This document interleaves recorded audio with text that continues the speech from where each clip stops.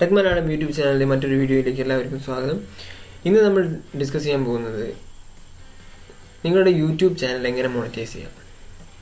ലോകത്തിലെ ഏറ്റവും വലിയ സോഷ്യൽ മീഡിയ വീഡിയോ ഷെയറിംഗ് പ്ലാറ്റ്ഫോമായ യൂട്യൂബിൽ നിങ്ങൾക്കറിയാമായിരിക്കും, നമ്മളൊരു ചാനൽ ക്രിയേറ്റ് ചെയ്തുകൊണ്ട് നമ്മൾ വീഡിയോസ് ഉണ്ടാക്കി അതിലിടുമ്പോൾ അത് ആൾക്കാർ കാണുന്നതിനനുസരിച്ച് നമുക്ക് ഏർണിങ്സ് ഉണ്ടാകുന്നതാണ്, നമുക്ക് പൈസ കിട്ടുന്നതാണ്.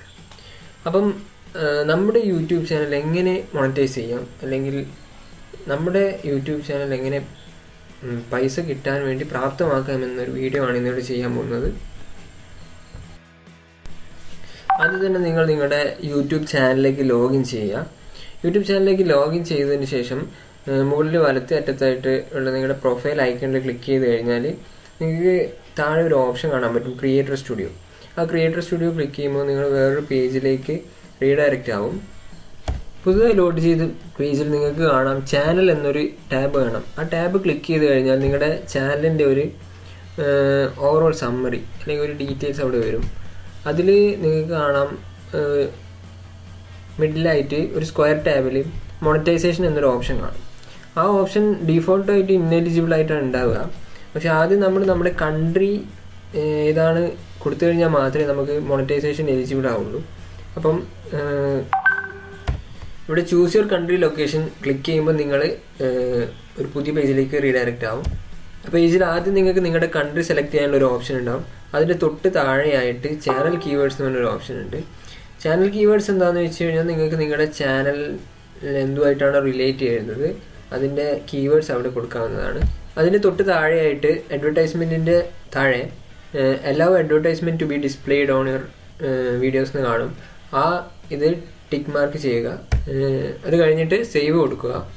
സേവ് കൊടുത്തതിന് ശേഷം വീണ്ടും ചാനൽ ടാബ് ക്ലിക്ക് ചെയ്ത് ഇപ്പോൾ നിങ്ങൾക്ക് മോണിറ്റൈസേഷൻ്റെ അടിയിൽ എലിജിബിൾ എന്ന് കാണും.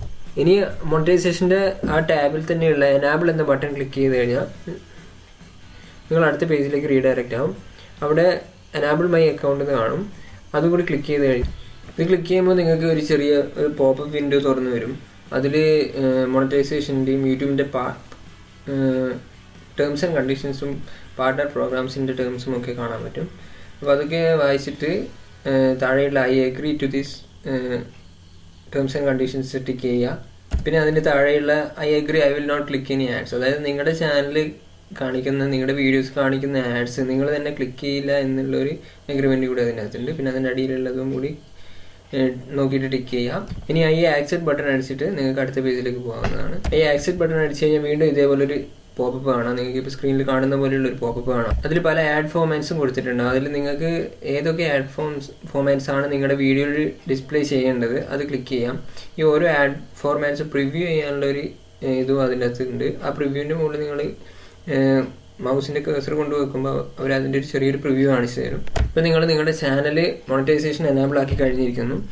ഇനി നിങ്ങൾ ഓരോ വീഡിയോസ് അപ്ലോഡ് ചെയ്യുമ്പോൾ നിങ്ങൾക്കത് മോണിറ്റൈസ് ചെയ്യാം. അതേപോലെ തന്നെ മുൻപ് അപ്ലോഡ് ചെയ്ത വീഡിയോകളും നിങ്ങൾക്ക് വീഡിയോ മാനേജറിൽ കയറിയിട്ട് മോണിറ്റൈസ് ചെയ്യാം. കൂടുതൽ ടെക്നോളജി വാർത്തകൾക്കും വിശേഷങ്ങൾക്കുമായി ടെക് മലയാളത്തിൻ്റെ യൂട്യൂബ് ചാനൽ സബ്സ്ക്രൈബ് ചെയ്യുക.